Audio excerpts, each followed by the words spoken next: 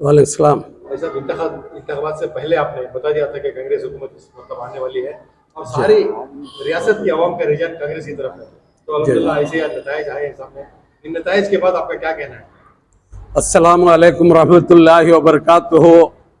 नाज़रीन इकराम, हम कर्नाटक के तमाम मुस्लिम वोटरान, हिंदू, मुसलमान, ईसाई, तमाम मजहब के लोगों के शुक्रगुजार हैं कि आप तमाम ने एक होकर कर्नाटक में कांग्रेस की हुकूमत को बरसरे इख्तिदार पर लाने में आपका बहुत बड़ा ताउन रहा।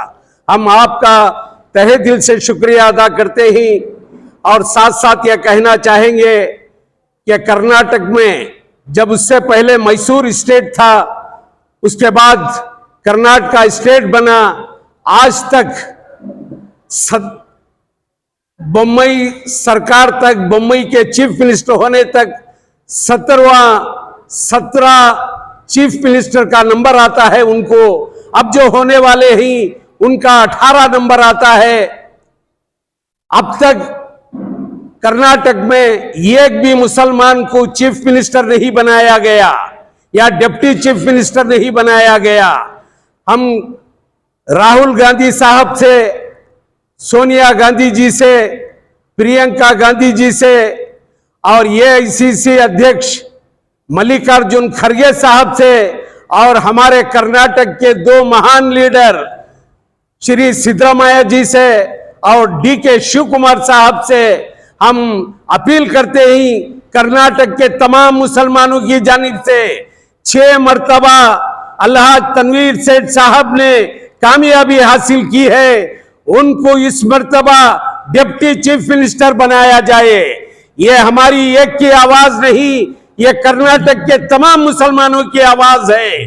कर्नाटक के तमाम मुसलमान देखना चाहते हैं कि कांग्रेस पार्टी क्या इस मर्तबा एक मुसलमान को डिप्टी चीफ मिनिस्टर बनाएगी या नहीं।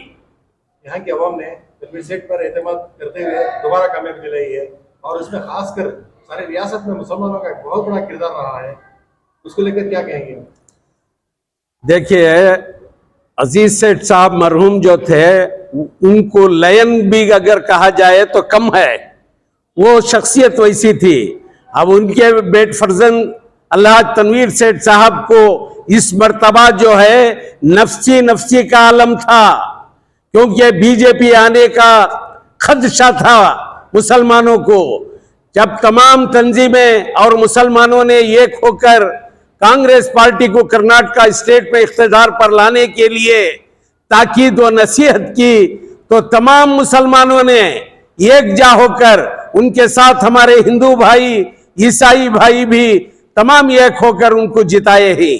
इसके बाद जो है उन्हें हर मोहल्ले में, हर वार्ड में 2 महीने या 3 महीने में एक मर्तबा भी हो, वो विजिट देकर वहां के हालात को दरियाफ्त करे और लोगों का दिल जीते, तमाम वोटरान हजरात को अपने तरफ राग़िब कर ले। सर, जिस तरह आपने पिछली मर्तबा आपके बयान में, आपके स्टेटमेंट में जो है सब लोगों को मिलकर जो है कांग्रेस को जिताने की जो बात कही थी, उस बात पर जो है अवाम ने आपकी बात को तस्लीम किया है, तो अवाम का आप किस तरह शुक्रिया अदा करना चाहते हैं? हम तहे दिल से तमाम कर्नाटक के मुसलमानों को और खासकर तमाम वोटर्स को, जिनमें हमारे हिंदू भाई भी हैं और क्रिश्चियंस भाई भी हैं, इन तमाम का भी हम तहे दिल से शुक्रिया अदा करते हैं कि आपने इस मर्तबा बीजेपी सरकार को नीज तो नाबूद कर दिया, क्योंकि ये दोनों कौमों में लड़ाया करते थे, फसाद बर्पा कराते थे। तमाम लोगों को कर्नाटक के मालूम हो गया कि बीजेपी सरकार तरक्याती काम नहीं कर रही है, सिर्फ कौमों को लड़ा रही है। इसलिए उन्होंने, तमाम वोटरान ने इस मर्तबा कांग्रेस पार्टी को बरसरे इख्तिदार पर लाया। और उसके साथ हम ये कहना चाहेंगे, कर्नाटक का नाम पहले मैसूर स्टेट था। हिंदुस्तान की आजादी के बाद मैसूर चलो मूवमेंट शुरू करने वाले केसी रेड्डी साहब थे, जिन्हें 1940 पर 7 से 1950 पर 2 तक नॉमिनेटेड सीएम बना दिया गया। मैसूर स्टेट में पहला इलेक्शन असेंबली का 26 तारीख 3वां महीना 1950 पर 2 में हुआ। उस वक्त मैसूर स्टेट में 90 पर 9 असेंबली हल्के थे। इलेक्शन में 70 पर 4 सीटें कांग्रेस जीत कर आई और चीफ मिनिस्टर केंगल हनुमंतैया साहब को बनाया गया। विधानसभा बनवाना यह उन्हीं की कोशिशों और काविशों का नतीजा है। 1 नवंबर 1970 पर 3 में मैसूर स्टेट के नाम को निकालकर कर्नाटक का स्टेट रखा गया। सर, आप हमेशा इंतखाबात से पहले अपने मुतालबात रखते हैं, कुछ फॉर्म के। सर, अब जो बरसा इख्तियार कांग्रेस है, उसमें कुछ फॉर्म के मुतालबात है जो आप कहना चाहते हैं? पहला मुतालिबा जो हमारा है, ये तमाम बड़े लीडरों से कि शहर मैसूर से यन्नार हल्के से अलहाज तनवीर सेठ साहब जो जीत कर आए हैं 6 मरतबा, 6वीं बार है उनका इंतखाब, इसलिए उन्हें डिप्टी चीफ मिनिस्टर बनाया जाए। इंशाअल्लाह वो डिप्टी चीफ मिनिस्टर बनने के बाद हमारे जो मुतालिबात हैं वो उनके सामने हम रखेंगे। इंशाअल्लाह आपको भी मदऊ किया जाएगा। अजीज सेठ साहब जो है 1960 से 60 पर 6 तक पीएसपी पार्टी में वो एमएलसी रहे।